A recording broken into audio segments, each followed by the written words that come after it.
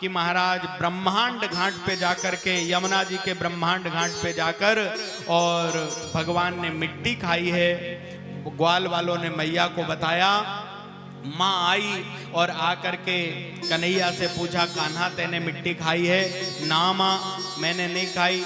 मुंह हिलाने लगे। मैया ने देखा एक तरफ का गाल बड़ा है, जोर से मुख दबा दिया। जो दबाया और मुख खोला मैया के सामने, मिट्टी तो दिखी नहीं। आज अपनी यशोदा मैया को अपने मुख में ब्रह्मांड का दर्शन करा दिया महाराज। सूर्य, चंद्रमा, नदी, यमुना सब कुछ दिखा। मैया जैसे कौशल्या मैया भगवान के मुख में ब्रह्मांड देखकर भयभीत हो गई थी। मैया यशोदा भी डर गई। हमारो लाला महाराज पता नहीं जादूगर है, ब्रह्म है, भगवान है। अपने पति के पास, नंद राय जी के पास जाकर, स्वामी मैंने लाला के मुख में सूर्य, चंद्रमा, तारे गण, मैंने नदी, पहाड़, पर्वत सब कुछ देखा स्वामी। लौटकर जब नंद बाबा को लेकर के आई तो देखा तो भगवान ने माया को शांत कर लिया। कुछ नहीं दिखा। कहाँ है यशोदा? मोहे तो कुछ ना दिख रहे हो। अरे स्वामी सत्य कह रही हूं, अभी अभी मैंने देखा है, मैं सत्य कह रही हूं। नंद बाबा ने कही, यशोदा तेरी गलती नहीं है, 85 वर्ष की उम्र में ऐसे ही होता है महाराज। हाँ, कुछ का कुछ दिखता है, कुछ का कुछ बोला जाता है। दूसरे दिन नंद बाबा पूजन करने के लिए बैठे। घुटवन चलते हुए भगवान गए और देखा कि एक काली काली गोल गोल मूर्ति है भगवान शालिग्राम की। तो भगवान सोचने लगे कि आपको बाबा रोज दूध चढ़ाएं, दही चढ़ाएं, शक्कर चढ़ाएं, महाराज माखन चढ़ाएं, ये है क्या? आज इसका देखा जाए महाराज। शहद चढ़ चढ़ के शायद मीठा बहुत हो गया होगा और लिया और उन शालिग्राम जी को मुख में ले लिया। अब नंद बाबा आंख बंद करके माला जप रहे। जैसे ही आंख खोली तो देखा कि सिंहासन में शालिग्राम नहीं और बगल में बैठे भगवान। काना तेने भगवान मुंह में ले लिए? सही बता काना, तेने भगवान मुंह में लिए हैं ना? एक तरफ का गाल बड़ा दिख रहा। नंद बाबा ने कहा, लगता है इसने भगवान को मुख में ले लिया।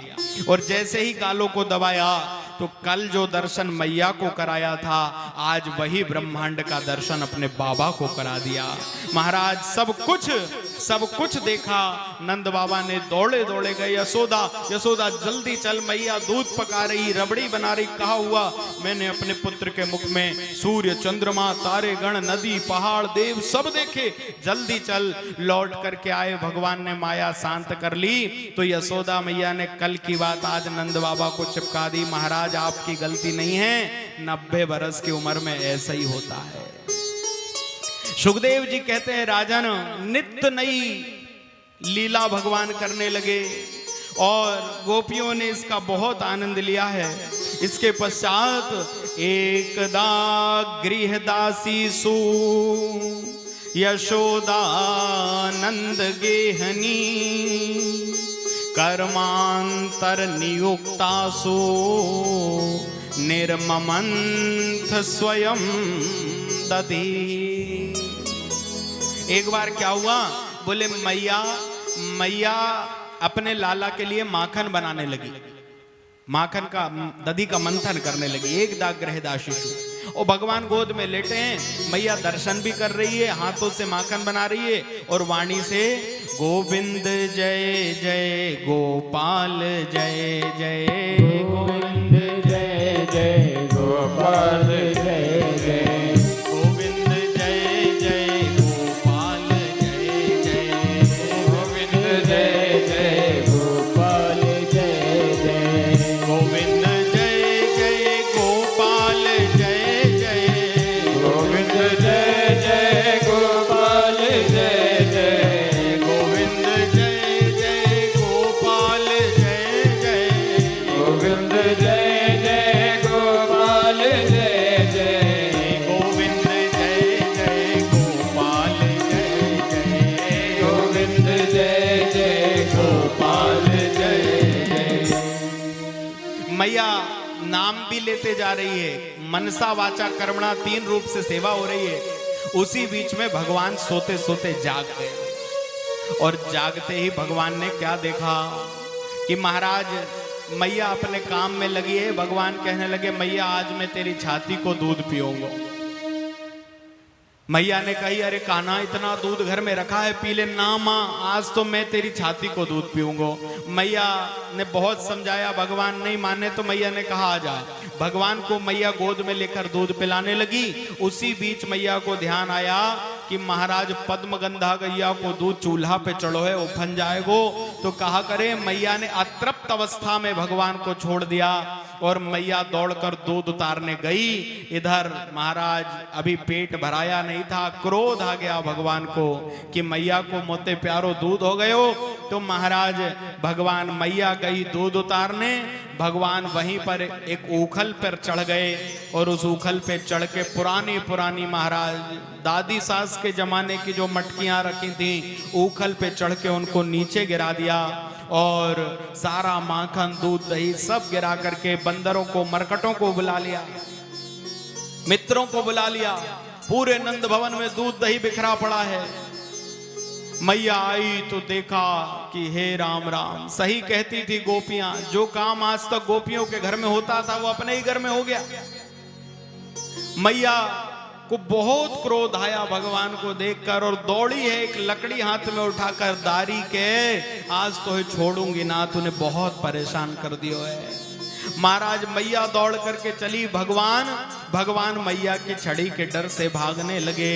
सुखदेव जी कहते, राजन इस कथा को सुनो मत, इस दृश्य को अपने नेत्रों से देखो कि जिसके डर से यमराज भी डरता है, काल जिसके डर से भयभीत होता है, वो मैया की छड़ी के डर से भाग रहा है। मैया दौड़ रही है लेकिन भगवान पकड़ में नहीं आ रहे। जब मैया के अंदर से क्रोध शांत हो गया, थक गई, परेशान हो गई, भगवान मैया की पकड़ में आ गए। और शुकाचार्य कहते हैं कि राजन मैया ने भगवान को पकड़ा और कहा, तू उस उखल पे चढ़ा था ना, आज उसी उखल से तुझे बांधूंगी। और महाराज मैया ने 4 हाथ लंबी रस्सी लेके उखल से भगवान को बांधना चाहा, पर रस्सी कितने 2 अंगुल छोटी पड़ गई। मैया ने फिर जोड़ दी लंबी रस्सी, फिर 2 अंगुल छोटी। हर बार मैया रस्सी जोड़ती है और हर बार 2 अंगुल छोटी पड़ती है। बोले ये 2 अंगुल का रहस्य क्या है? रस्सी हमेशा 2 अंगुल ही छोटी क्यों होती है? विद्वान कहते हैं कि मैया यशोदा जीव है और श्री कृष्ण परमात्मा है। जीवात्मा के बंधन में परमात्मा क्यों नहीं आ पा रहा है? बोले मैया के अंदर काम क्रोध है, भगवान बंधन में नहीं आ रहे। मैया के अंदर से क्रोध शांत हो गया, भगवान बंधन में आए। तो बोले ये 2 अंगुल का रहस्य क्या था? हर बार रस्सी 2 अंगुल छोटी क्यों पड़ी? बोले 1 अंगुल है भक्त का परिश्रम। भगवान कब बंधन में आएंगे? ध्यान देकर सुने। यदि हम चाहते हैं कि हमारे हृदय के बंधन में भगवान आ जाएं, हमारे हृदय भवन में भगवान विराजमान हो जाएं, तो कैसे भगवान हमारे हृदय में विराजेंगे? बोले पहला अंगुल है भगवान भक्त का परिश्रम।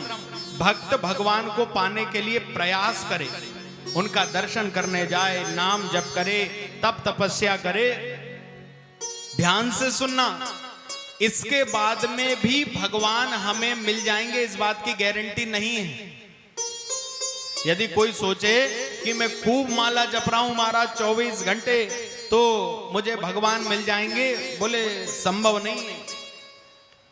कोई कहे कि मैं बहुत समाधि में बैठा हूं, वर्षों से तपस्या कर रहा हूं, अन्न जल का त्याग कर दिया, मुझे भगवान मिल जाएंगे, बोले गारंटी नहीं है। कोई कहे मैं व्रत उद्यापन उपवास बहुत करता हूं, तरह तरह से पूजा अर्चना बहुत करता हूं, तीर्थों में बहुत जाता हूं, भगवान मिल जाएंगे, बोले संभव नहीं है। ये सब क्या हैं? बोले ये सब जो हैं वो महाराज भक्त के परिश्रम के रास्ते हैं कि कोई तप से, कोई जप से, कोई नियम से, कोई व्रत से, कोई पूजन से, कोई अर्चन से, कोई दान से, कोई दर्शन से, सब लोग भगवान को भज रहे हैं। लेकिन भगवान हमारे अंदर इतना सामर्थ्य नहीं है कि हमारी तप तपस्या भक्ति से प्रसन्न होकर भगवान मिल जाएं। तो बोले इसका मतलब क्या हुआ कि हम भजन करना बंद कर दें? बोले नहीं नहीं, भजन करना बंद मत करो, आप जप तप नियम साधना नाम जप पाठ व्रत पूजन उद्यापन सब करते रहो, ये आपकी ओर से भक्त का परिश्रम होगा। बोले भगवान कब मिलेंगे? जब आप अपनी ओर से परिश्रम करते रहोगे तो एक ना एक दिन आपके परिश्रम को देखकर उस दयालु को दया आ जाएगी, और जब उसको दया आएगी तो वो कृपा कर देगा, और जब कृपा कर देगा तो भगवान आपको उनकी कृपा के बल से मिलेंगे महाराज, अपने बल से मिलने वाले नहीं है। अपने बल से नहीं मिल सकते, हमारे में इतना सामर्थ्य नहीं है, इसलिए अपनी ओर से परिश्रम करें, भगवान कृपा करें, तब ठाकुर जी बंधन में आते हैं। मैया यशोदा, नारायण मैया यशोदा ने महाराज परिश्रम किया, भगवान ने देखा और उसी समय देखा कि मैया बड़ी परेशान है, भगवान बंधन में आ गए। और शुकाचार्य कहते हैं राजन, मैया ने ऊखल से भगवान को बांधा है, और भगवान फिर उस ऊखल को खींचते हुए आंगन में खड़े जो यमलार्जुन के वृक्ष हैं, वर्षों से तपस्या कर रहे हैं, भगवान वहां गए और वहां जाकर भगवान वृक्षों के बीच से निकले हैं। ऊखल अटक गया, कमर का झटका मारा है, धड़ाम से दोनों वृक्ष आकर गिरे और दो देव पुरुष निकल के प्रकट हो गए। ये कुबेर के पुत्र हैं महाराज। ये दोनों कौन हैं? बोले ये दोनों कुबेर के पुत्र हैं, नलकूबर और मणिग्रीव, जिनको नारद जी ने श्राप दे दिया था कि तुम वृक्ष बन जाओ। नग्न स्नान कर रहे थे एक बार नदी में, इसलिए वृक्ष जड़ योनि में चले गए। उद्धार कैसे होगा? बोले भगवान तुम्हारा उद्धार करेंगे। इन दोनों ने स्तुति करी और उसके बाद सुखदेव जी कहते हैं राजन, इनको भगवान ने भेजा है अपने धाम, और उधर ब्रजवासी सब एकत्रित होकर के मीटिंग करने लगे कि हमारो लाला 6 दिन को था तो पूतना आ गई, हमारा लाला और बड़ा हुआ तो सक्तासुर आ गया, तृणावर्त आ गया, अब ये दो वृक्ष गिर गए। जहां हमारे लाला के जीवन में कष्ट हो हम उस स्थान पर नहीं रहेंगे, हमें यहां नहीं रहना। कहां चलें? तो कुछ बूढ़े बूढ़े गोप ग्वाल थे, उनने कहा चलो यहां से पास में यमुना जी के तट पर तुलसियों का वन है, और उस वृंदावन नामक जगह पर हम चल करके रहें। बड़ा रमणीक और बड़ा ही सुंदर महाराज नगर है, यमुना निनाद कर रही है, तुलसियों का वन है, और वहीं चल करके हम लोग रहेंगे। तो महाराज सारे ग्वाल वालों ने छकड़ों पर अपना सामान रख लिया, और सब के सब महाराज अपने अपने उन घरों को खाली करके और वृंदावन के लिए चल दिए। आओ महाराज हम भी अपने मन से वृंदावन